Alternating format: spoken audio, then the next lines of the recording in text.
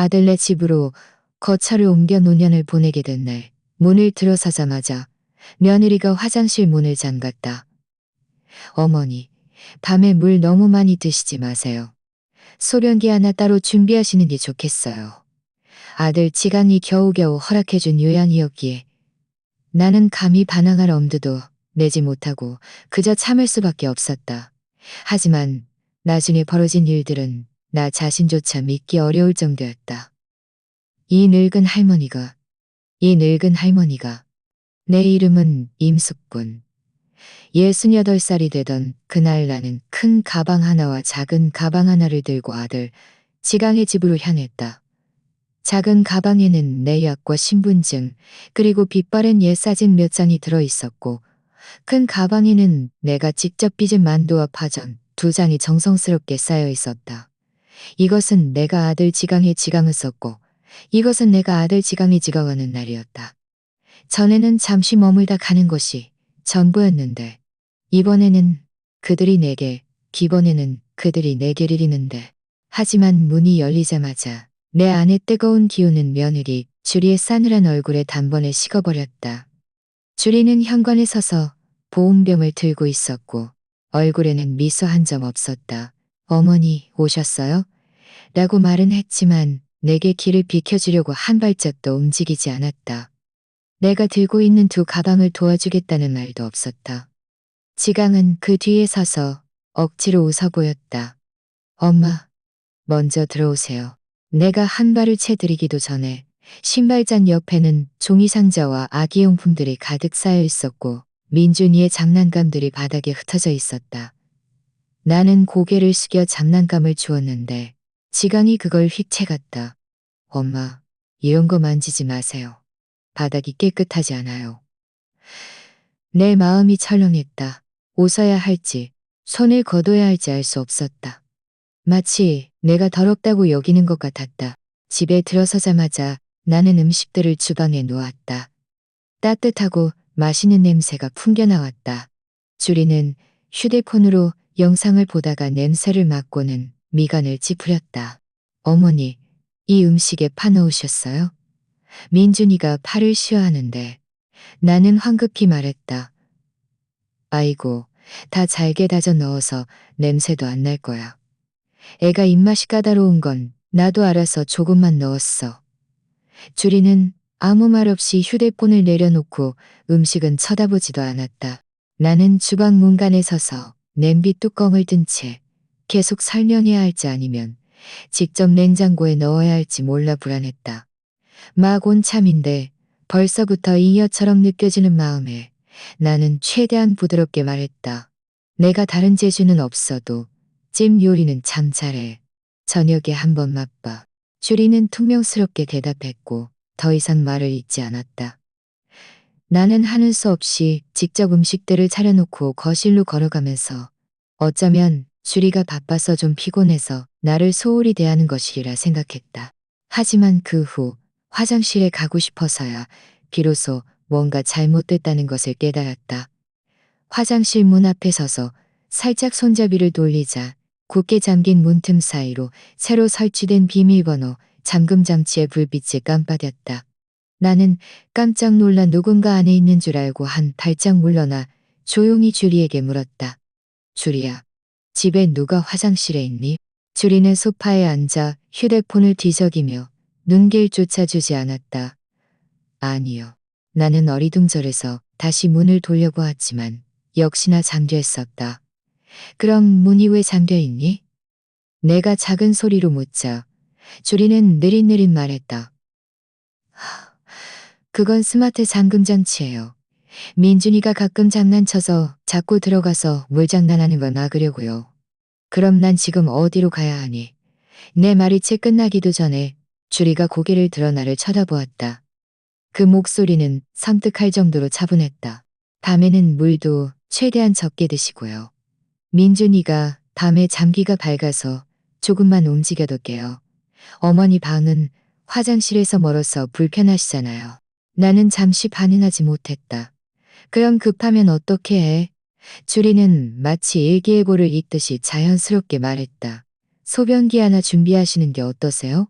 많은 어르신들이 다 그렇게 하시잖아요. 편하고요. 나는 그 자리에 멍하니 서 있었다.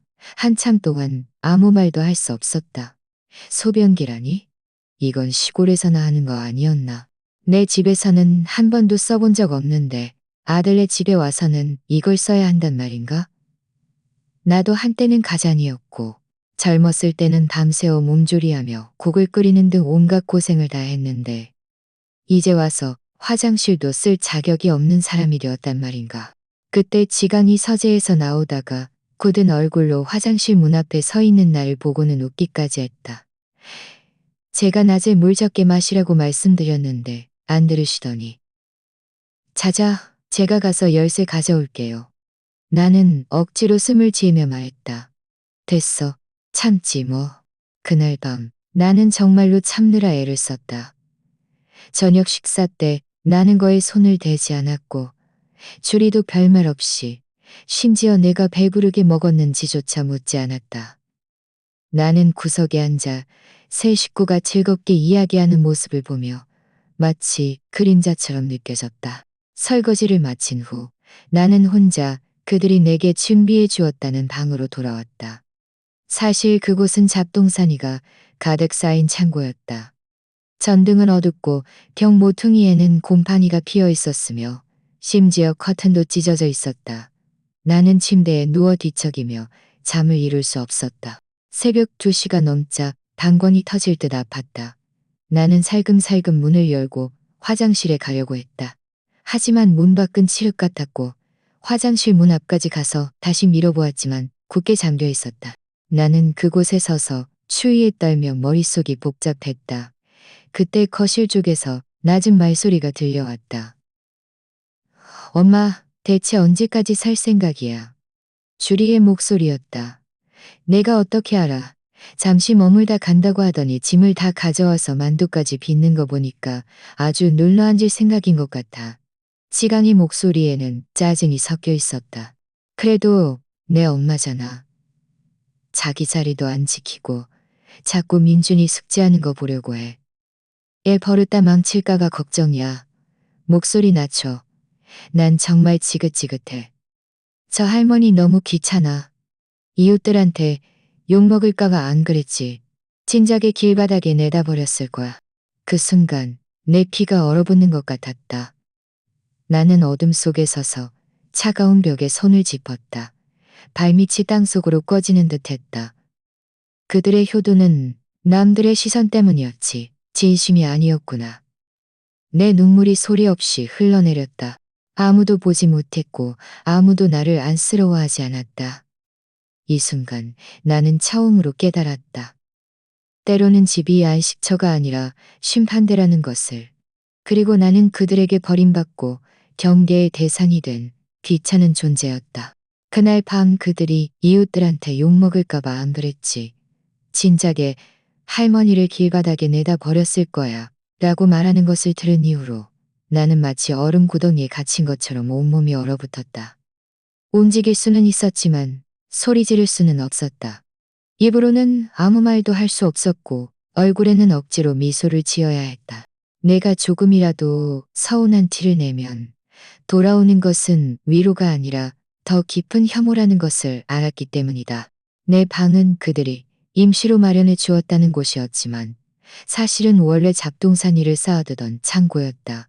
전등은 희미하고 벽 모퉁이는 축축했으며 심지어 바닥에는 뜯지 않은 택배 상자와 아이들이 가지고 놀던 장난감들이 쌓여 있었다. 나는 내 이부자리를 접이식 침대에 깔았는데 앉자마자 삐걱 소리가 나며 침대가 너무 좁다고 비웃는 것 같았다. 밤에는 뒤척일 때마다 조심해야 했고 한순간 방심하면 옆에 있는 선풍기 받침대를 건드릴 것만 같았다. 나는 침대에 앉아 주위를 둘러보았다. 옷을 걸어둘 옷장조차 없었다. 나는 할 수 없이 수건을 묶은 전선에 갈아입을 옷을 걸고 그 위에 거미줄이 닿지 않도록 조심했다. 낮에는 문틈으로 햇빛이 비집고 들어와 바닥의 먼지를 선명하게 비췄다. 나는 몇 번 기침을 했다. 가슴이 답답한 것 같았다. 창문을 열려고 했지만 창문은 침대 헤드에 가려 열리지 않았다. 빗자루와 쓰레받기는 베란다에 있었고 주리는 내가 자기 집 물건을 만지면 당장이라도 화를 낼 것 같은 태도였다. 나는 할 수 없이 내 습관을 적셔 무릎이 아플 정도로 쪼그려 앉아 바닥을 닦았다. 너무 답답해서 나는 주리에게 조심스럽게 말했다. 저 베란다에 작은 방 하나 고시에게 잡동사니 방도 괜찮지 않게 말했다. 저 베란다에 작은 방 하나 있지 않니? 창문도 크고 환기도 잘 되던데. 내가 거기서 주리는 주방에서 채소를 씻으며 고개도 들지 않고 고개도 나는 입을 벌려 뭔가 말하려 했지만 나 스스로도 그를 설득할 만한 이유를 찾을 수 없었다. 베란다에 있는 그 방은 주리가 1년 전에 설치한 것으로 민준이의 공부방으로 쓰려고 했다지만 지금은 책상 하나 없이 텅 비어 있었다. 그는 내게 머물 곳이 없는 것이 아니라 그저 내가 머물기를 원치 아니라 그저 내가 머물기를 원치 않는다는 것을 알았다. 나는 묵묵히 돌아서서 커튼 없는 방문을 살며시 닫았다. 저녁 식사 시간이 되자 나는 돕고 싶어서 주방으로 가서 설거지를 하려 했다. 주리야, 내가 채소 좀 씻을까? 주리는 국그릇을 들고 미간을 찌푸렸다. 목소리는 낮았지만 사람을 불편하게 만들었다. 어머니는 쉬세요. 주방도 좁은데 익숙지 않으셔서 실수로 데이면 어쩌시려고요. 그리고 민준이가 요즘 장이 안 좋아서 우리 식단을 신경 좀 써야 해요.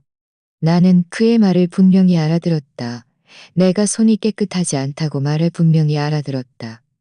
내가 손이 깨끗하지 않다고 말하는 것하고 생각했다. 하지만 나는 반평생을 살림하고 식사 시간이 되자 그는 밥그릇과 접시를 식탁에 놓으며 자신이 잘하는 반찬 2가지를 더 내놓았다. 시간이게 빨리 따뜻할 때 먹으라고 권했고 민준이에게는 아들 편식하지 말고 많이 먹으라고 말했다. 세 식구는 식탁에 둘러앉아 끊임없이 웃음꽃을 피웠다. 나는 가장자리에 앉아 있었고 그는 내 앞에 국 한 그릇을 놓으며 말했다. 어머니는 이것만 드세요. 반찬에 매운 게 있어서 혈압 높으신 어머니께는 이것만 드세요. 그는 나를 위하는 척했지만 내 마음 속으로는 그가 내 혈압을 걱정하는 것이 아니라 내가 젓가락을 대는 것을 싫어하는 것이라 여겼다. 나는 그 국을 한 모금 다 마셨고 반찬에는 손도 대지 않았다. 그들이 서로 반찬을 주고받으며 즐거워하는 모습을 보니 마치 내가 없는 가정극을 연기하는 것 같았다. 식사 후 주리는 설거지를 하고 지강은 서재에 가서 업무 자료를 작성해야 한다고 말했다. 나는 먼저 나서서 말했다. 내가 설거지할게. 너희들도 하루 종일 바빴으니 피곤할 텐데. 하지만 그는 나를 막아섰다. 어머니, 그냥 쉬세요. 이 주방은 너무 미끄러워서 혹시라도 넘어지시면 어쩌시려고요. 말을 마친 그는 그릇들을 안고 주방으로 들어갔다. 나는 그 자리에 서서 내가 마치 공기처럼 느껴졌다. 설거지 같은 작은 일조차 그들은 내가 나서기를 원치 않았다. 나는 느릿느릿 그 잡동사니 방으로 돌아왔다.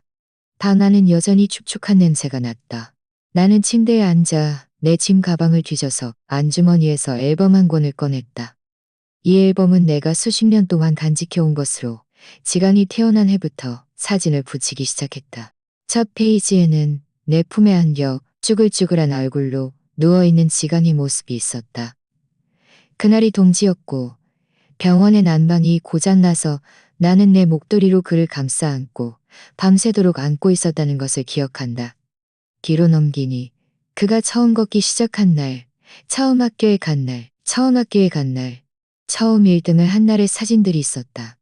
그는 얼마나 환하게 웃었던가. 눈이 반달처럼 휘어졌고 나는 옆에서 그를 안고 바보처럼 휘어졌고 다시 넘기니 그가 대학에 가던 해 내가 기차역에서 그를 배웅하며 눈물을 글썽이던 사진이 있었다. 그는 뒤돌아 내게 손을 흔들며 말했다. 엄마, 저 성공하면 엄마는 편하게 사세요. 편하게 살라고? 지금 나는 그의 집에서 가장 어둡고 비좁은 구석에 마치 낡은 가구처럼 놓여져 있다. 그의 약속은 이미 현실에 부딪혀 산산조각난 유리 조각이 되어 바닥에 흩어져 있었고 나는 허리를 굽혀도 주워 담을 수 없었다. 나는 사진을 보며 마음속으로 오미자차를 엎지른 듯했다. 나는 여기에 죽으러 온 것이 아니었다. 기댈 곳이 있고 말벗이 있고 집이 있기를 바랐다. 그런데 지금 이 집은 내 숨통을 조여왔다. 나는 앨범을 다시 베개 밑에 넣어두고 천장을 올려다보았다. 밭거실에서는 민준이가 책 읽는 소리와 함께 주리가 발음 조심해. 게으름 피우지 마. 라고 타이르는 소리가 들려왔다. 그리고 나는 이곳에 앉아 마치 쓸모없는 낡은 천조각처럼 구석에 버려져 있었다. 그날 오후는 음침했다. 비는 내리지 않았지만 바람은 서늘했다. 창문 틈새로 불어오는 바람이 방 안의 비닐봉투들을 스스스거렸다. 나는 침대 끝에 앉아 깨끗하게 빨아둔 수건 2장을 뒤적이며 베란다 문턱에 널어두려 했다. 주리는 민준이를 데리고 미술 학원에 갔고 지강은 서재에서 전화를 하고 있었다. 그가 바쁜 거 끝나고 말해라고 하는 것을 듣고 나는 고향에서 온 전화라는 것을 알았다. 나는 더 이상 다가가지 않고 내 작은 공간으로 물러섰다. 나는 수건을 고정할 집게를 찾다가 무심코 거실 차 탁자 옆에 있는 작은 서랍을 열었다. 안에는 문구류, 지우개, 그리고 민준이가 쓰던 연습장과 공책 몇 권이 어지럽게 들어있었다.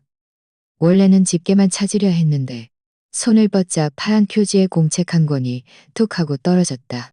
바닥에 툭 하고 펼쳐진 공책에는 이렇게 쓰여 있었다. 오늘 아빠가 할머니는 정말 귀찮다고 했어. 할머니 몸이 안 좋지 않았으면 진작에 할머니 그 낡은 집에 돌려보냈을 거라고 했어. 엄마는 할머니가 기생충이래. 돈도 안 내고 우리 집에서 먹고 자고 한다고. 내 눈앞이 순식간에 흐려졌다. 나는 바닥에 앉아 무릎 위에 펼쳐진 공책을 바라보았다. 그 삐뚤빼뚤한 작은 글씨들은 마치 녹슨 칼처럼 내 조심스러운 자존심을 단번에 찢어발겼다. 기생충 3글자가 내 머릿속을 강하게 파고들었다. 나는 그 페이지를 반복해서 응시했다. 민준이가 이런 말을 썼다는 것이 믿기지 않았다. 서유기를 보여주고 팥죽을 끓여주던 그 아이가 나에 대해 이렇게 썼단 말인가? 내 목구멍이 무언가로 막힌 듯했다. 울컥했지만 단 한마디도 토해낼 수 없었다. 다음 페이지를 넘기자 더 눈에 거슬리는 문장들이 파도처럼 밀려왔다. 아빠가 할머니 가시면 우리 집 방 하나 더 넓게 쓸 수 있대. 그때 마작 테이블도 놓을 수 있다고 했어. 엄마는 할머니가 정말 오래 산대. 나는 결국 참지 못하고 눈물을 뚝뚝 떨어뜨렸다. 눈물이 종이에 떨어지자 먹물이 번지며 마치 짓밟힌 내 마음 같았다. 내 손은 떨렸고 몇 번이나 공책을 덮으려 했지만 힘이 없었다. 몸속 깊은 곳에서 치밀어 오르는 굴욕감이 마치 검은 개처럼 나를 물고 놓아주지 않았다. 나는 가족의 일원이 아니었다. 그들의 눈에는 그저 죽음을 기다리는 짐 덩어리였고 그들의 삶을 방해하는 귀찮은 장애물이었으며 밥 먹고 차 마시며 아이 앞에서 마음껏 험담할 수 있는 웃음거리였다. 나는 얼마나 오랫동안 그곳에 앉아 있었는지 모른다. 종아리가 저리고 팔이 풀려서야 비로소 천천히 공책을 첫 페이지로 돌려놓았다. 민준이의 비밀이라고 쓰인 스티커를 보며 눈물이 다시 시야를 흐렸다. 나는 조심스럽게 그것을 제자리에 놓고 서랍을 살며시 닫았다. 이 순간 나는 처음으로 깨달았다. 이 집에서 나는 더 이상 어머니나 할머니가 아니었다. 신분이 변했고 심지어 아이의 눈에도 나는 환영받지 못하는 존재가 되었다. 나는 내 방으로 돌아와 문을 살며시 닫고 침대 끝에 앉아 멍하니 있었다. 언제 나갔는지 지간도 없었고 방 안에는 나 혼자였다. 바람이 벽모퉁이의 비닐봉투들을 펄럭였지만 나는 마음이 너무 심란해서 아무 소리도 들리지 않았다. 나는 베개를 안고 침대 구석에 웅크렸다. 마치 버림받은 늙은 할머니처럼 눈빛은 텅 빈 채 천장을 응시했다. 이 생각은 땅속에서 솟아나는 응시했다. 나는 가족이 피난처이고 이 나이에 마지막 의지할 곳이라고 생각했지만 지금 보니 나는 나 자신을 심판대에 올리러 온 것이었다. 그들은 나를 부양하고 싶지 않았고 돌보고 싶지 않았으며 그들의 삶에 내가 다가서는 것도 원치 않았다. 나는 억지로 끼워 넣어진 어디에도 어울리지 않는 이녀 조각이었다. 나는 민준이를 탓하고 싶지 않았다. 그는 아직 어렸다. 그저 부모님의 말을 되풀이했을 뿐이다. 하지만 지강은 그 아이는 내가 한 숟가락 한 숟가락 먹여가며 키운 아들이다. 그가 자기 아들 앞에서 나를 어떻게 말했던가. 날이 점점 어두워졌다. 나는 불을 켜지 않고 침대 끝에 앉아 있었고 하늘이 완전히 어두워져 방 안이 손도 보이지 않을 때가 되어서야 비로소 내가 하루 종일 아무것도 먹지 않았다는 것을 깨달았다. 하지만 나는 전혀 배고프지 않았다.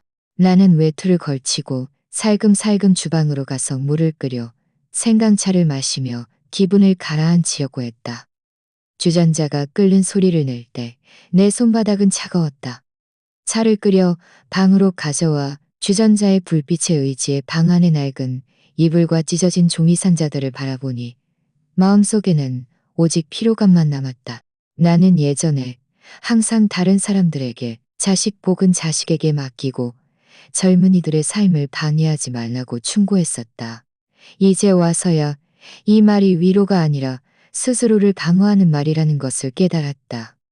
당신이 그들의 삶에 발을 들이는 순간 당신은 귀찮은 존재이고 짐이며 당신의 존재 자체가 그들의 눈에는 문제라는 것을 받아들일 준비를 해야 하기 때문이다. 차가 식었지만 나는 면 모금 마시지도 않았다. 그날 밤 나는 밤새도록 잠을 이루지 못했다. 눈을 뜨고 바깥 복도의 바람 소리를 들으니 마음속에 찢어진 틈이 생긴 것 같았다. 나는 더 이상 웃음거리가 되고 싶지 않았지만 갈 곳이 또 있을까? 내 집은 지강의 설득에 팔아버렸다. 작은 집으로 옮겨 그들 근처에서 지내면 아이들을 돌보기도 편하고 그들에게 걱정을 끼치지 않을 것이라고 생각했다. 하지만 이제 와서야 깨달았다. 때로는 가까워진다는 것이 친밀함을 의미하는 것이 아니라 만성적인 고통이 될 수도 있다는 것을. 나는 살며시 서랍을 열어 앨범을 꺼냈다. 지간이 어린 시절 사진들이 가지런히 붙어 있었다. 작은 반바지를 입고 마당에서 비둘기를 쫓던 그 아이. 내 목숨을 바쳐 키운 아이인데 이제 와서 그의 아들은 일기에 할머니는 기생충이라고 썼다. 나는 손등으로 얼굴을 가리고 묵묵히 울었다. 목 놓아 우는 그런 울음이 아니라 울다 지쳐 잠들지 못하고 얼굴이 마를 때까지 흐르는 가장 고요한 슬픔이었다. 나는 이곳에 온 것을 후회했다. 정말로. 그날 오전 날씨는 맑았고 햇살이 창문을 통해 들어와 내 침대 머리맡에 있는 낡은 앨범을 하얗게 비쳤다. 나는 막 갈아입을 옷 몇 벌을 문 밖에 널어두려는데 복도에서 익숙한 목소리가 들려왔다. 어머, 숙분 언니 아니세요? 지간이네 집에 사시나 봐요. 뒤돌아보니 아래층에 사는 김 아주머니였다. 초록색 장꽃무늬 옷을 입고 손에는 사과 한 봉지를 들고 환하게 웃으며 위층으로 올라오고 있었다. 그녀는 예전에 내 고향 공장 단지에서 일했고 나와는 고향 사람이었다. 나는 서둘러 손을 닦았다. 어머, 아주머니도 이 아파트에 사세요? 몇 동이세요? 네? 저는 손자 하원시키러 온 거예요. 그녀는 다가와 목소리를 낮춰 말했다. 언니네 고향 그 낡은 공장 단지 철거된다는 소식 들으셨어요? 아세요? 나는 깜짝 놀랐다. 언제부터 그런 일이? 바로 지난 2달 사이에요. 김 아주머니의 눈이 반짝였다. 그녀는 조용히 입술을 삐죽거리며 말했다. 제 조카가 동사무소에서 일하는데 보상금이 엄청나다고 하더라고요. 한 가구당 최소 3채라고 하던데요. 언니네 그 낡은 아파트는 지분도 넓어서 추가 보상도 받을 수 있대요. 언니 아들 아주 돈벼락 맞은 거죠. 내 심장이 쿵 하고 내려앉았다. 내 그 아파트는 그냥 낡은 아파트 한 채인데 3채나 보상받을 수 있다고? 그럼요. 그녀는 더 가까이 다가와 웃으며 속삭였다. 제가 듣기로는 지간이가 벌써 소문냈다고 하던데요. 우리 엄마 집 철거되면 최소 세 채는 보상받을 수 있어서 그 돈으로 우리의 학군 좋은 곳에 집 사주고 큰 건 우리가 살고 작은 건 세줄 거라고요. 지간이 이 녀석 눈썰미가 아주 대단하네요. 내 머릿속이 윙윙거렸다. 나는 억지로 웃으며 김아주머니와 몇 마디 더 나누었고 그녀가 아래층으로 내려간 후에야 비로소 땅이 꺼지는 듯한 느낌이 들었다. 한 걸음 한 걸음 느릿느릿 집 안으로 들어섰다. 문을 닫자마자 나는 문에 기대어 주저앉았다. 숨이 가쁘고 손바닥이 차가웠다. 그는 진작부터 내 재산을 노리고 있었구나. 어쩐지 요즘 주리의 얼굴이 점점 더 싸늘해지고 밥조차 내가 만지는 것을 싫어하더라니. 어쩐지 화장실은 잠그고 방은 잡동사니 창고로 밀어넣고 시도 때도 없이 내가 방해된다고 싫은 소리를 하더라니.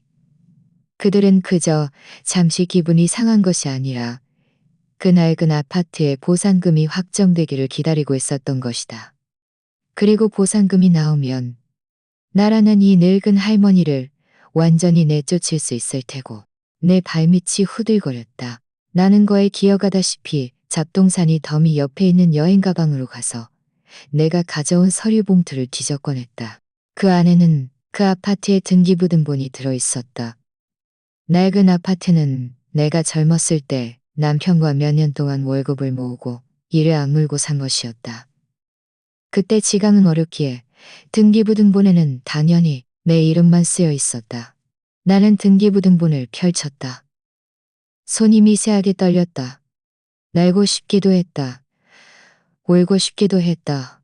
울고 싶기도 했다. 등기부등본에는 임숙분이라고 흑백 글씨로 선명하게 쓰여 있었다. 공동 소유자도 없었다. 이 이름이 수십 년 동안 중요하다고 생각하지 않았는데 오늘에서야 비로소 우산을 쓴 것처럼 나를 지켜줄 수 있다는 것을 처음으로 느꼈다. 나는 등기부등본을 다시 싸서 옷잔 깊숙한 곳에 숨기고 이불로 덮었다. 혹시라도 부족할까봐 그 위에 낡은 잡지 더미를 쌓아두었다. 그 후 나는 침대 끝에 앉아 머리가 욱신거렸다. 그동안 그들의 비정상적인 행동들이 한순간에 모두 이해되었다. 주리가 차가운 얼굴을 한 것은 내가 계속 태도를 분명히 하지 않아서였고 지간이 겉으로는 나에게 편안한 노년을 보내라고 설득했지만 속으로는 이미 보상 계획을 다 세워두었던 것이다. 내가 이 어둡고 축축한 잡동사니 방에서 지내는 것도 어쩌면 과도기였을지도 모른다. 아파트 보상금이 확정되면 모든 것이 순조롭게 진행될 것이라고 생각했을 테지. 나는 마치 꿈에서 발로 차여 깨어난 사람처럼 온몸이 식은땀으로 젖었다. 하지만 나는 다투거나 소리 지를 수 없었다. 이 집에는 내 편을 들어줄 사람이 아무도 없었다. 내가 입을 열면 그저 감정적인 사람, 다루기 힘든 노인, 비합리적인 사람으로 취급될 뿐이었다. 나는 참아야 했다. 하지만 두려워서가 아니라 그들이 대체 어디까지 연기를 할 수 있는지 똑똑히 지켜보기 위해서였다. 그날 저녁 식사 때 나는 유난히 조심했다. 젓가락질은 가볍게 하고 밥도 천천히 먹었다. 지간이 반찬을 덜어주며 주리에게 우리 미리 준비해야 해. 엄마 쪽은 내가 설득할게. 정식 공고가 뜨면 말하기 좋을 거야 라고 말하는 것을 들었다. 주리는 콩자반 한 조각을 집어들고 비웃었다. 그 할머니가 눈치 없이 질질 끌지 말고 빨리 명의를 당신 앞으로 돌려놔야 편하지. 나는 밥그릇 안에 쌀밥을 보았다. 먹어야 할지 삼켜야 할지 알 수 없었다. 그 밥 한 그릇이 마치 진흙 한 숟가락 같았다. 민준이가 영문을 모르고 물었다. 아빠, 재개발이 뭐야? 주리는 황급히 화제를 돌렸다. 너는 밥이나 먹어. 애들은 그런 거 묻는 거 아니야. 나는 고개를 숙이고 밥그릇 안에 으깨진 쌀알들을 응시했다. 마치 지난 수십 년의 내 삶을 응시하는 것 같았다. 하나하나를 정성껏 키웠는데 결국 돌아오는 말은 빨리 명의를 돌려놓으라는 것이었다. 저녁 식사 후 나는 설거지를 하며 무심코 지간에게 말했다. 내 그 아파트에 요즘 누가 와서 측량하는 것 같던데 재개발한다고 하더라. 지강의 얼굴이 미세하게 굳어졌다가 이내 웃으며 말했다. 그래요? 그럼 엄마 조심하셔야겠네요. 요즘 재개발 건이 복잡해서 사기당할 수도 있어요. 나는 고개를 끄덕이며 온화한 목소리로 말했다. 이웃들도 다 그렇게 말하더라. 내 아파트는 예전에 회사 사택이었으니 아마 더 좋은 조건이 있을지도 몰라. 그는 퉁명스럽게 대답했지만 더 이상 아무 말도 하지 않았고 그의 눈빛에는 분명한 떠보기의 기색이 역력했다. 나는 그의 표정을 보며 마음속으로 비웃었다. 그는 줄곧 내가 양보하기를 기다리고 있었을 뿐 내가 잘 지내기를 바라는 것이 아니었다. 방으로 돌아온 후 나는 불을 끄고 침대 끝에 앉아 창밖의 불빛이 벽 위에서 춤추는 것을 보았다. 나는 이제부터 이 싸움이 막 시작되었다는 것을 알았다. 그들은 작은 호의, 방 하나, 몇 마디 거짓된 효심으로 내 아파트를 차지하려 했다. 하지만 나는 20년 전에 밥이나 하고 빨래나 하던 어리숙한 사람이 아니었다. 이 임숙부는 평생 고생은 했어도 바보는 아니었다. 이번에는 내가 계산하는 사람이 될 차례였다. 김 아주머니가 재개발 이야기를 꺼낸 이후로 나는 겉으로는 평온을 유지했지만 마음속은 이미 폭풍우가 몰아치고 있었다. 지강의 태도가 변했다는 것을 알아차리기 시작했다. 전에는 집에 있으면 휴대폰만 보거나 베란다에서 전화만 할 뿐 엄마 밥 먹어요라는 말 한마디도 귀찮아했다. 그런데 며칠 전부터는 마치 다른 사람이라도 된 듯했다. 차를 자주 가져다주고 말도 TV 드라마에 나오는 효자처럼 부드러워졌다. 그날 아침 내가 막 일어나자 그는 주방에서 죽을 끓여놓고 계란 프라이와 작은 밑반찬까지 준비해 놓았다. 죽을 떠주면서 그는 싱글벙글 웃으며 말했다. 엄마, 오늘 일찍 일어나셨네요. 어제 목이 마르다고 하셔서 제가 대추죽 좀 끓였어요. 이따가 따뜻할 때 드세요. 나는 식탁 위에 놓인 따뜻한 죽을 보며 마음속으로는 절반은 따뜻했고 절반은 차가웠다. 이 나이가 되면 삶이 고통스러운 것은 두렵지 않지만 사람의 마음이 사악한 것은 정말 무섭다. 나는 죽을 조금씩 먹으며 고맙다는 말조차 조심스럽게 했다. 혹시라도 잘못된 말을 할까봐 두려웠다. 점심때는 또 말했다. 엄마, 혹시 요즘 지내시는 게 불편하시면 우리가 잡동사니 방 깨끗하게 치우고 침대도 좀 더 좋은 걸로 바꿔드릴게요. 제가 줄이랑 상의했어요. 우리 가족이 다 함께 잘 지내야죠. 나는 퉁명스럽게 고개를 끄덕였지만 표정은 없었다. 저녁 식사 때가 되어서야 비로소 진실이 창호지를 뚫고 나오는 바늘처럼 모습을 드러냈다. 식탁 위에는 몇 가지 가정식 반찬이 따뜻하게 놓여 있었다. 나는 밥을 먹으면서 지강이 돌려 말하는 것을 들었다. 엄마, 그 아파트 이야기하듯이 않았어요? 동사무소에서 곧 공고가 붙을 것 같은데요. 나는 밥 먹는 동작을 멈추고 못 들은 척했다. 나는 고개를 끄덕였다. 사람들이 그렇게 말하기는 하는데 아직 정식 통보는 없어. 지강은 나를 쳐다보며 아주 온화한 목소리로 말했다. 나중에 서류 처리할 일이 많아서 엄마가 나이 드셔서 뛰어다니기 불편하실까봐 그래요. 그럼 이렇게 하는 게 어때요? 엄마가 등기부등본 저한테 맡기시면 제가 보관하게 웃었다. 그런 일은 어머니가 어떻게 하시겐. 제가 보관하고 있다가 무슨 일이 있으면 제가 직접 처리할게요. 그냥 저희한테 맡기시고 편히 계세요. 저희 젊은 사람들이 뛰어다니는 일은 저희한테 맡겨주세요. 나는 웃었다. 목소리는 가볍게 흩날렸다. 그 일은 급할 거 없어. 어차피 아직 정식 공고도 안 붙었으니 내가 나중에 잘 생각해보고 말할게. 나는 그들의 얼굴에 미소가 굳어지는 것을 보았다. 하지만 주리는 금세 다시 웃는 얼굴로 돌아왔다. 아이고, 어머니, 너무 신경 쓰지 마세요. 다 어머니를 위해서 그러는 거잖아요. 나는 고개를 숙이고 밥을 먹으며 더 이상 말을 잇지 않았다. 저녁 식사 후 방으로 돌아온 그 순간 나는 등골이 서늘해지는 것을 느꼈다. 마치 가시투성이 강에서 헤엄쳐 돌아온 듯 온몸이 따끔거렸다. 그들은 서로 합세하여 나를 위하는 척 연기했지만 내게는 다 너를 위한다는 모든 말이 덫에 뿌려진 설탕처럼 들렸다. 밤에 나는 일찍 불을 끄고 자는 척했지만 귀는 아주 예민했다. 침대판에서 조금만 움직여도 잠이 깼다. 아니나 다를까 11시가 넘자 옆방 안방에서 낮은 대화 소리가 들려왔다. 엄마가 준다고는 안 했지만 얼굴 표정 보니까 조만간 줄 것 같아. 지강의 목소리는 아주 낮게 깔려 있었다. 내가 빨리 하라고 했잖아. 주리의 목소리에는 초조함이 섞여 있었다. 며칠만 더 끌면 동사무소에서 공고 붙을 텐데 그때는 우리가 설득해도 소용없을 거야. 알았어. 내가 다시 기회를 봐서 잘 말해볼게. 지간의 목소리는 매우 단호했다. 지간의 목소리는 매우 단호했다.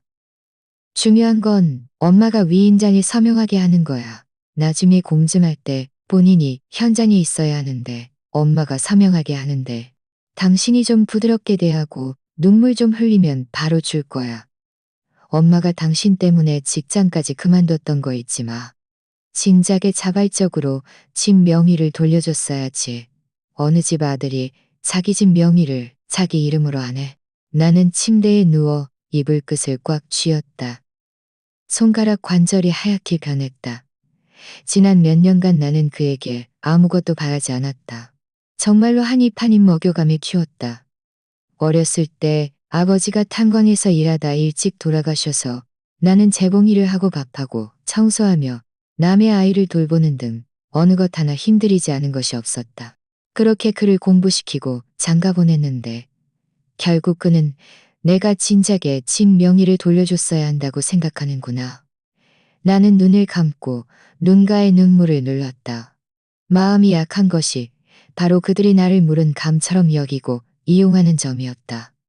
하지만 이번에는 더 이상 무르게 굴 수 없었다. 다음 날 아침 지간이 또 콩국과 튀김빵을 들고 들어와 웃으며 말했다. 엄마, 오늘 우리 공원에 좀 산책하러 갈까요? 겸사겸사 근처에 재개발 공고 붙었는지도 보고요. 나는 아침 식사를 받아들고 가볍게 고개를 끄덕였다. 그래. 그는 안심한 듯 가슴을 쓸어내렸다. 하지만 그는 몰랐다. 내 고갯짓은 동의가 아니라 응대였다는 것을. 나는 튀김빵을 먹으며 마음속으로 계산하기 시작했다. 내가 먼저 선수를 쳐야 한다. 동사무소에 가서 실제 재개발 상황을 알아보고 이웃들에게 분배 기준을 확인해야 한다. 변호사를 찾아 부동산 보존에 대해 상담도 해야 한다. 변호사를 찾아 부동산 보존에 대해 상담도 해야 한다.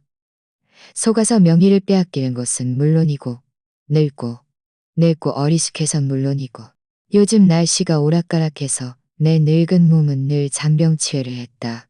그날 새벽 막 잠에서 깨어났는데 가슴이 너무 답답했다. 벽돌로 눌러놓은 것 같았다. 목이 조여들고 손발은 차가웠다. 일어서는 것조차 침대 끝을 붙잡아야 했다.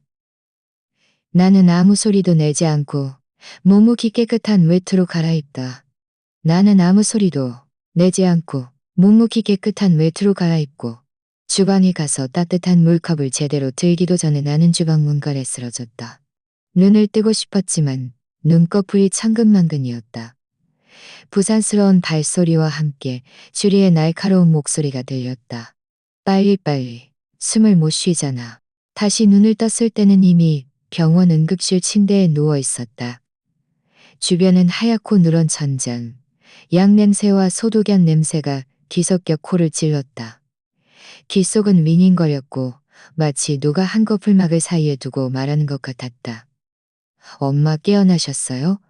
지강이 고개를 숙이고 걱정스러운 얼굴로 내 손을 잡고 있었다. 목소리는 부드럽고 다급했다. 의사 선생님이 심장박동이 불규칙하다고 했어요. 충분히 쉬지 않으면 나중에 심부전으로 이어질 수 있대요. 나는 억지로 미소를 지었다. 나는 괜찮아. 그냥 가슴이 좀 답답했을 뿐이야. 주리는 이때는 또 친절하게 내 이불을 덮어주며 말했다. 어머니, 며칠 동안은 집에 가지 마시고 병원에서 지내세요. 저희가 돈이 없는 것도 아니고요.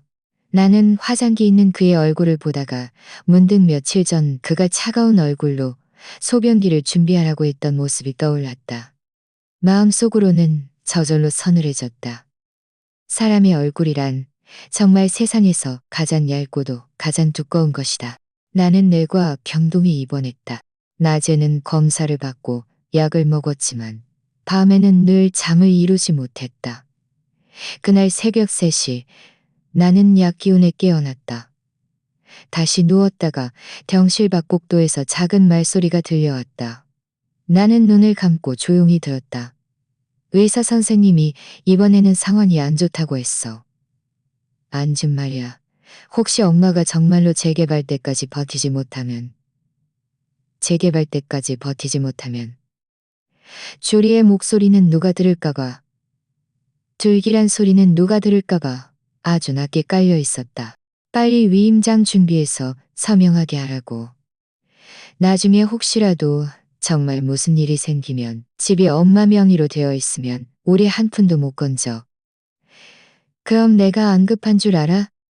내가 집 이야기만 꺼내면 엄마가 모르는 척하고 나중에 생각해보겠다고 하잖아. 사실 진작부터 의심하고 있었어. 잊지 마. 지금 엄마는 당신네 집에서 먹고 자고 하고 있어. 우리가 좀 독하게 밀어붙이면 감히 서명 안 하겠어. 내 심장이 쿵쾅거렸다. 화가 나서 이가 갈렸지만 눈물은 소리 없이 눈가에서 흘러내렸다.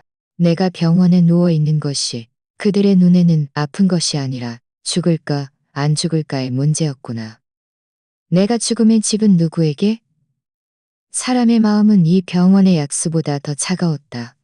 나는 감정을 억누르며 계속 눈을 감고 자는 척했다. 복도가 완전히 조용해진 후에야 겨우 눈을 뜰 수 있었다. 천장의 불빛은 여전히 밝았고 그 빛은 내 삶의 끝이 보이는 고독을 비췄다. 다음 날 회진 때 의사 선생님은 내 병력을 뒤적이며 심장 박동이 너무 느리고 혈압이 불안정하다며 장기적으로 약을 복용하고 정기적으로 검진을 받으라고 권했다. 나는 고개를 끄덕이며 별다른 질문 없이 이대로 얼마나 더 버틸 수 있을까요? 라고 물었다. 의사 선생님은 진열장 위의 약 상자를 훑어보며 말했다. 이 몇 병으로는 한 달 정도 겨우 버틸 수 있을 겁니다. 가족들에게 약을 더 가져오라고 하세요. 겸사겸사 신분증 복사본도 가져오라고 하세요. 더 이상 그들에게 약을 더 가져오라고 하세요. 더 이상 그들에게 약을 더 가져와서 병원 기록도 만들면 돈을 좀 절약할 수 있을 겁니다. 나는 고개를 끄덕였다. 이번에 아픈 것은 우연이었지만 만약 어느 날 정말 넘어져서 병이 나면 그들이 가장 먼저 생각할 것은 나를 구하는 것이 아니라 집은 어떻게 되나? 일 것이다. 내 손에 든 등기부등본은 이제 내 목숨보다 더 귀중했다. 의사 선생님이 나간 후 나는 살금살금 침대에서 내려와 외투를 입고 벽을 짚고 외래 진료실의 자동약제 기계로 갔다. 내 보험카드로 심장약 2병을 결제하고 가방 밑에 숨겼다. 그리고 간호사 데스크에 가서 펜을 빌려 빈 종이에 약 이름과 복용법을 베껴 적었다. 한 글자 한 글자 아주 정성껏 썼다. 아무도 몰랐다. 한 늙은 할머니가 남의 손에서 조용히 자신의 목숨을 되찾고 있다는 것을. 그날 저녁 지간이 또 과일과 보온병을 들고 왔다. 엄마, 이거 의사 선생님이 처방해 주신 영양죽이에요. 주리가 오늘 아침 일찍부터 끓였어요. 나는 웃으며 받아들었다. 죽은 정말 향기로웠다. 한 모금 마시고 내려놓으며 말했다. 수고했네. 주리 고생이 많았겠어. 그런데 그는 잠시 말을 멈췄다. 의사 선생님이 엄마가 신분증 복사본이란 개인 자료를 항상 가지고 다녀야 한다고 했어요. 마침 제가 자료 정리 중이니 이따가 엄마 등기부등본이랑 주민등록등본 다 가져오세요. 제가 복사해 올게요. 나는 고개를 끄덕였다. 등기부등본은 내 손에 없어. 잃어버릴까가 이웃에게 맡겨뒀어. 그의 얼굴이 굳어졌다가 황급히 둘러댔다. 황급히 둘러댔다. 엄마, 너무 신중하시네요. 이웃이 가족만 하겠어요. 나는 웃었다. 이웃은 나에게 집을 줄 일도 없고 가족은 내가 더 지켜봐야지. 지강은 더 이상 말을 잇지 않았다. 그 순간 그의 눈에 스쳐 지나가는 것을 보았다. 짜증, 불만, 그리고 약간의 당황스러움. 나는 내 연기가 효과를 보고 있다는 것을 알았다. 이상하게도 사람은 나이가 들수록 함부로 눈물을 흘릴 수 없게 된다. 어렸을 때는 넘어져도 목 놓아 울었고 젊었을 때는 손해를 봐도 욕 몇 마디 하고 나면 괜찮아졌다.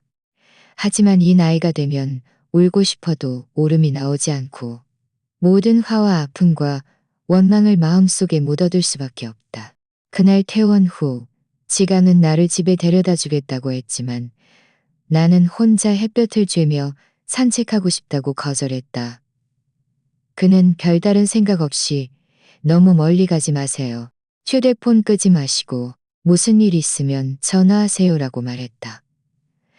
나는 알겠다고 대답하며 작은 천 가방을 들고 혼자 북쪽으로 걸어갔다. 그곳에는 노인복지관이 있었다. 가끔 지나가다 보면 그곳에서 노래하고 그림 그리는 사람들을 보며 활기찬 모습에 나도 모르게 동경심이 생겼다. 복지관 건물로 들어설 때 나는 일부러 마스크를 벗고 고개를 숙여 사람들 속에서 누군가를 찾으려 했다. 아니나 다를까 미술교실 문 앞마당에서 장건우 씨를 보았다. 장건우 씨는 내가 젊었을 때 이웃이었고 남편이 일찍 세상을 떠난 후로 그는 가만히 있지 못하는 성격이라 노인복지관에서 2년 동안 사진을 배우고 나중에는 자원봉사 강사까지 되었다. 나는 그에게 다가가자 그가 고개를 들고 웃었다. 어이구, 임숙분 씨. 왜 이렇게 얼굴이 전보다 더 누해졌어요? 나는 앉아서 그에게 10여 분 동안 조용히 이야기했다. 화장실 문이 잠겨 있던 일, 잡동사니 방이 내 방이 된 일, 밥상에서 소외되던 일, 지강이 등기부등 본 이야기를 꺼낸 일, 병원 복도에서 엿들은 대화까지 단 한마디도 빼놓지 않았다. 그의 얼굴도 점차 굳어졌다. 이게 무슨 효자 아들이야. 이건 늑대를 집에 들인 거지. 그는 고개를 저으며 욕했다. 나도 몇 년 전에 비슷한 일을 겪었는데 우리 처가집이 그랬어. 결국 법적인 절차로 해결했지. 내가 변호사 한 명 소개해 줄까? 내 전우딸인데 우리 이 근처에서 사무실 운영하고 있어. 노인 권리 보호 전문이야. 나는 망설이다가 고개를 끄덕였다.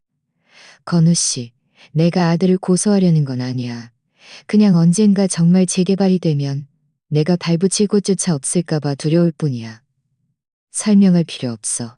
내가 알아. 그가 내 어깨를 토닥였다.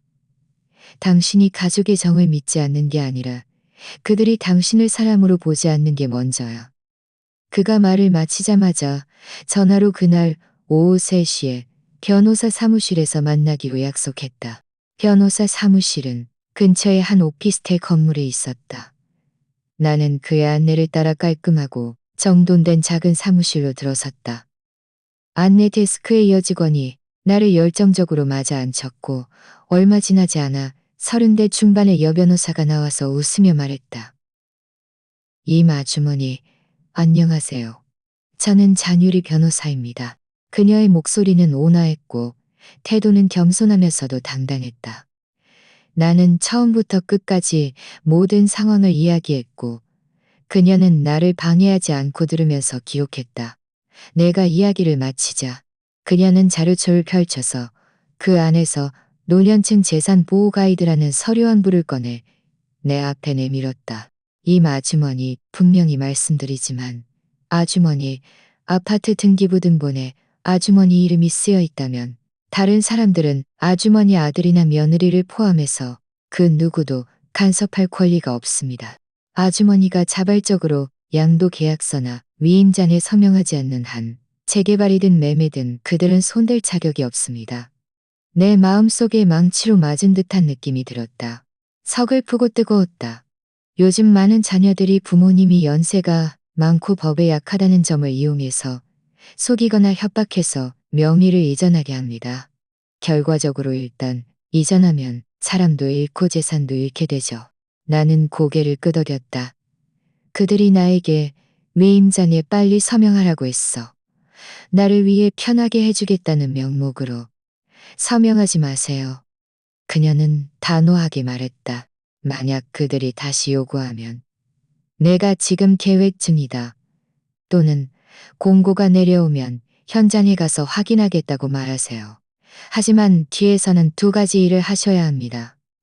첫째, 등기부등본 스캔본, 신분증 복사본, 주민등록등본, 혼인관계증명서 등본, 혼인관계증명서 등본, 혼인관계증명서 등 모든 서류를 준비해서 믿을 수 있는 친구에게 보관해 두세요. 그들이 몰래 가져가는 것을 막기 위해서입니다. 둘째, 필요할 때 신탁이나 유언장을 기 위해서입니다.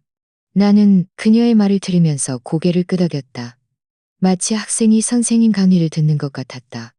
그녀는 또한 나에게 반드시 증거를 남겨야 한다고 상기시켰다. 만약 그들이 강제로 서류를 빼앗거나 나를 협박하고 자유를 제한하면 몰래 녹음하고 문자 메시지를 남기고 사진을 찍으라고 했다. 지금 당장은 아니더라도 나중에 만약 법적인 절차를 밟게 될 경우에 든든한 증거가 될 수 있도록 말이다. 나는 사무실을 나오면서 전에는 느껴보지 못한 평온함을 느꼈다.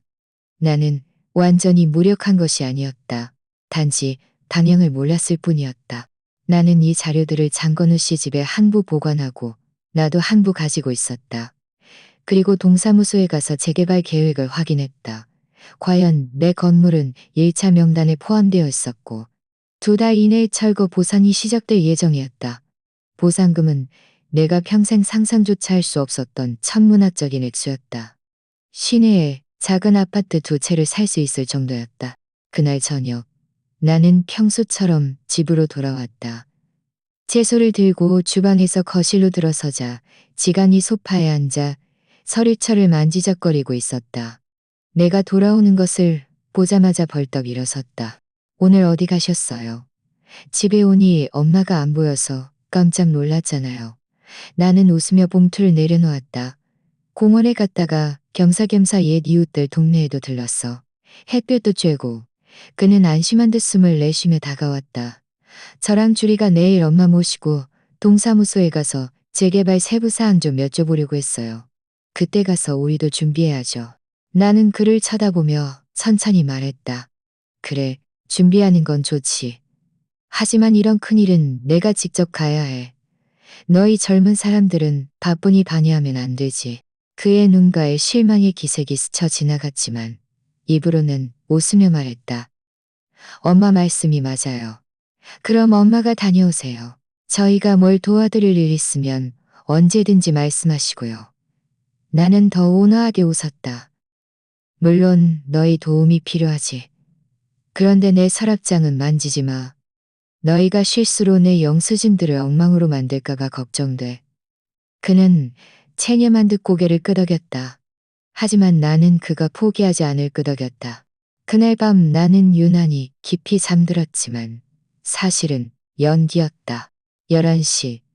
집이 완전히 조용해진 후 나는 살며시 이불을 걷고 옷을 갈아입었다. 며칠 동안 준비해둔 천 가방을 메웠다.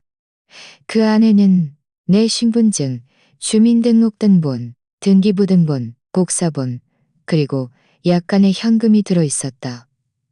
원본은 혹시라도 무슨 일이 생길까봐 예전 장소에 그대로 두었다.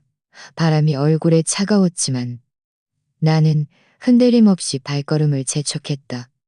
택시를 타고 아무도 기억하지 못하는 내 낡은 아파지 못하는 외벽은 벗겨지고 복도는 어두웠지만 내 눈에는 아들이 지금 사는 아파트보다 더 소중하게 느껴졌다.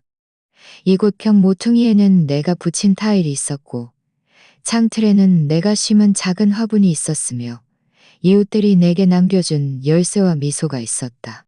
나는 문 앞에 서서 낡은 열쇠를 꺼냈다. 자물쇠가 딸깍 소리를 내며 문이 열렸다. 익숙한 먼지 냄새가 코를 찔렀다. 방 안은 차갑고 황량했다. 나는 안으로 들어가 불을 켜고 전화를 걸었다. 안녕하세요. 문을 바꾸고 싶어요. 현관문 자물쇠랑 방문 자물쇠 전부요. 최대한 빨리요. 30분 후 젊은 열쇠공이 공구 상자를 들고 찾아왔다. 그는 문 앞에 서 있는 늙은 할머니인 나를 보고는 잠시 멈칫했다. 아주머니, 이렇게 늦은 시간에 혼자 집에 계신데 무섭지 않으세요?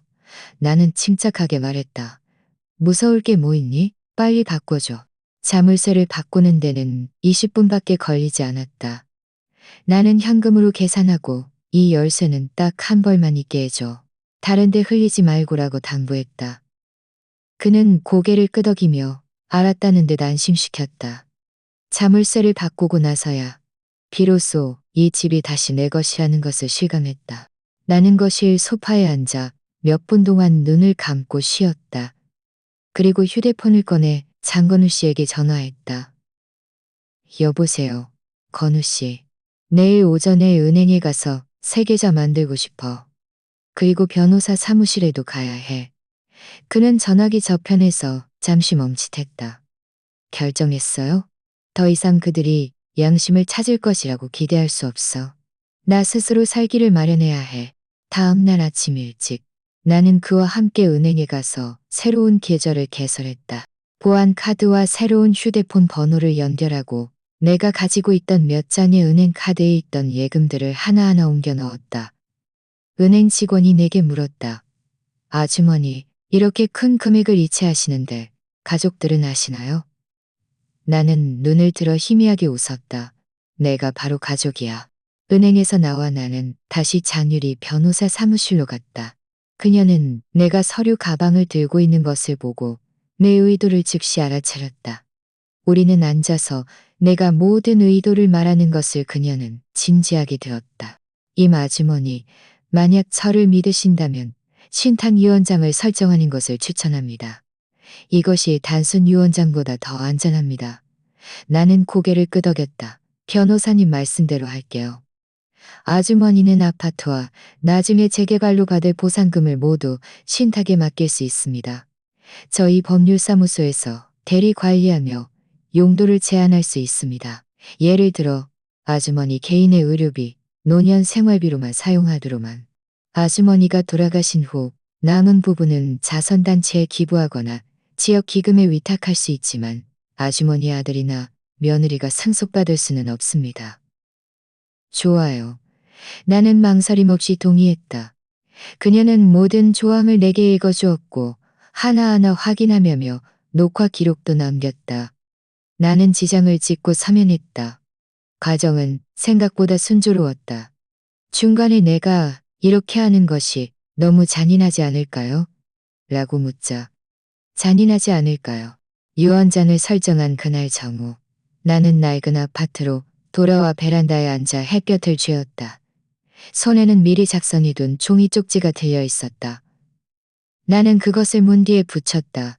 거기에는 이렇게 쓰여 있었다. 본인 임숙부는 친필로 성명합니다. 본인 임숙부는 친필로 성명합니다. 본 부동산은 저 개인의 소유입니다. 그 누구도 본인의 현장 서명과 같습니다. 그 누구도 본인의 현장 서명과 되면 기사 등의 일도 무효입니다. 나는 사진을 찍고 동영상도 녹화했다. 이 모든 것을 마치고 나서야 비로소 길게 한숨을 내쉬었다. 마치 몇 달 동안 가슴을 짓눌렀던 돌덩이가 드디어 치워진 것 같았다. 나는 이것이 첫걸음일 뿐이라는 것을 알았다. 앞으로도 계속 연기하고 순진한 척해야 했다. 하지만 더 이상 두렵지 않았다. 하지만 더 이상 두렵지 않았다. 하지만 더 이상 두렵지 않았다. 나는 창가에 앉아 하늘이 조금씩 밝아오는 것을 보았다. 창밖 아파트 단지. 마당에는 몇몇. 노인이 집이 없으면 사람 취급도 못 받지. 또 다른 사람이 말했다. 그게 아니야. 노인이 사람 취급 못 받는 게 아니라 사람들의 마음이 더는 눈이 먼 거지. 나는 손에 든 열쇠를 쥐고 마음속으로 묵묵히 말했다.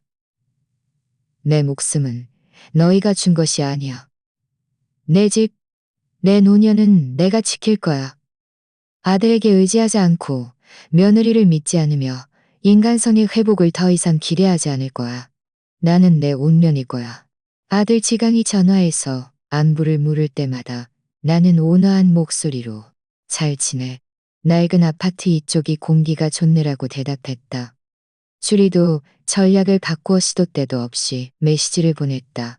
엄마, 우리 가족끼리 상의 못할 게 뭐가 있어요? 등기부등본은 일단 집에 두시면 저희가 대신 봐드릴게요. 나는 절대 정면으로 대답하지 않고 그저 나중에 보자라고만 말했다. 나는 그들의 초조함을 느낄 수 있었다. 그것은 이익에 목이 막혀 어떻게 할 수 없는 답답함이었다. 특히 내가 최근은 답답함이었다. 잃어버리면 어쩌니? 라고 강조했다. 과연 이 말은 불시각이었다. 그날 깊은 밤 나는 일찌감치 불을 끄고 침대에 누웠지만 마음은 잠들지 않았다. 나는 이미 준비를 마쳤다. 녹음기는 켜져 있었고 휴대폰은 무음으로 침대 머리맡에 숨겨져 있었다. 새벽 2시가 넘었을까. 갑자기 현관문 쪽에서 미세한 소리가 들려왔다. 나는 살금살금 일어나 외투를 걸치고 문 뒤로 가서 현관 렌즈로 밖을 내다보았다. 복도 불빛이 희미하게 비치는 가운데 그들 옆에는 30대쯤 되는 낯선 남자가 야구모자를 쓰고 손에는 열쇠 소리, 도구 세트를 들고 있었다. 내 심장이 쿵 하고 내려앉았다.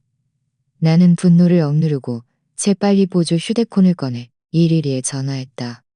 우리 집 문 앞에서 세 사람이 문을 따려고 해요.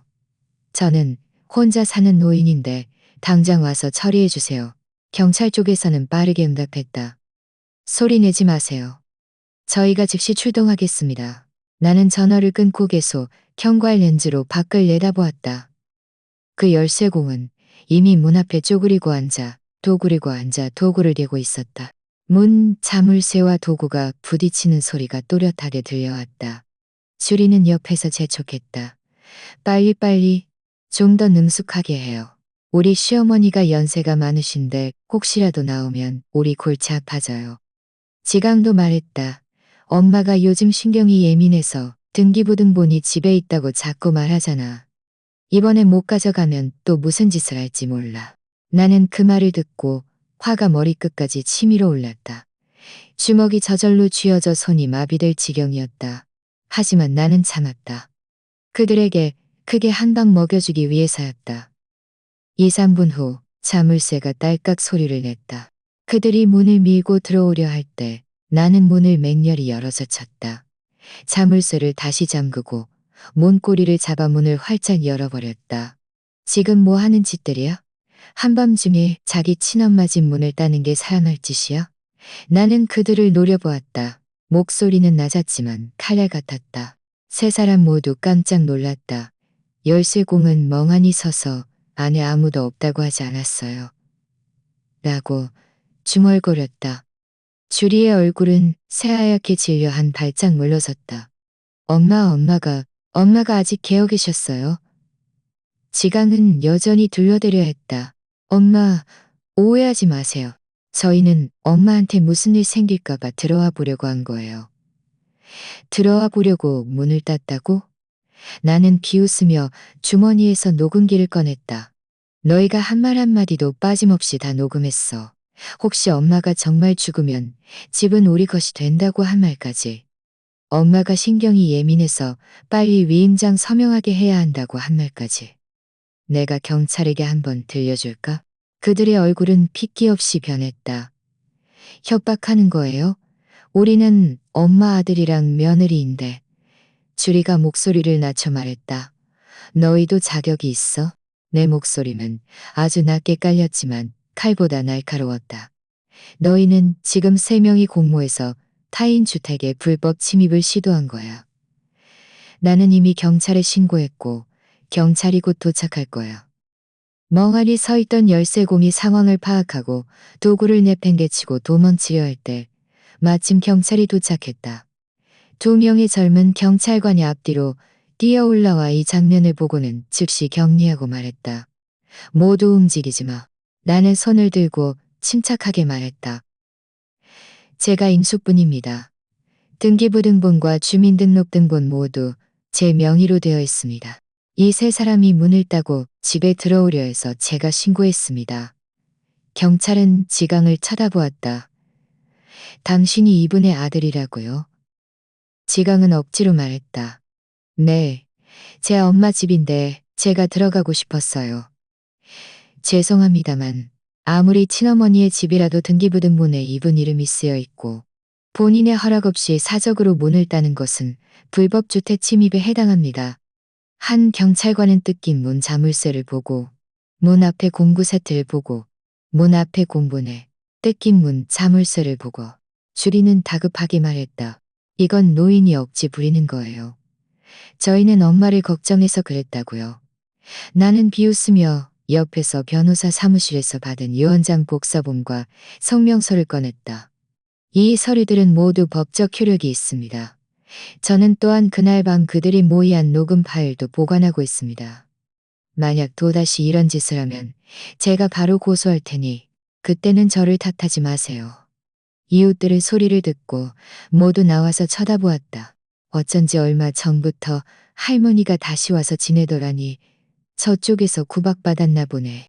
지강과 주리는 구경하는 사람들을 둘러싸여 얼굴이 새빨개졌다. 변명하며 오해라고 말했지만 누가 믿겠는가. 결국 경찰은 그들을 데려갔고 열쇠공도 조사에 협조하러 함께 갔다. 인생은 때때로 마작과 같다. 운이 오면 막을 수 없다. 나는 낡은 아파트로 돌아온 지 2달도 채 되지 않아 재개발 담당자들이 문을 두드렸다. 양복을 입고 넥타이를 매고 특별히 주민센터 직원까지 동반했다. 연신 나를 이 마주머니라고 불렀다. 그날 나는 소파에 앉아 있었고 그들은 두툼한 서류를 내밀며 정식 통지서라고 말했다. 공장단지 일대가 시의 중점 개선, 사업에 포함되어 핵심 재개발 구역이라는 내용이었다. 나는 웃으며 받아들고 훑어보았다. 고액의 현금 보상뿐만 아니라 세 채의 재건축 아파트 중 하나를 선택할 수 있었다. 현금 보상액은 내가 평생 상상조차 하지 못했던 숫자였다. 그 순간 내 손은 흔들리지 않았고 그들의 입에서 아주머니는 독립적인 재산권자이며 다른 사람들은 간섭할 권리가 없습니다. 나는 평생 처음으로 깨달았다. 내가 스스로 놓지 않는 한 아무도 빼앗아 갈 수 없다는 것을. 보상금이 입금되던 그날은 햇살이 찬란한 오전이었다. 내 은행 계좌는 밀물처럼 한순간에 수억 원이 더해졌다. 숫자가 너무 많아 감히 더 보지도 못했다. 나는 즉시 부동산 중개업소에 연락하여 시내에서 가장 번화한 빌라, 단지의 독립정원이 있는 3층 주택을 구매했다. 등기 이전과 세금은 일시불로 완납했다. 중개인은 내가 늙은 할머니인데도 이렇게 과감하게 거래하는 것에 놀랐다. 나는 그저 웃으며 말했다. 이날을 거의 평생 기다렸어요. 이사하는 날 나는 아무에게도 알리지 않았다.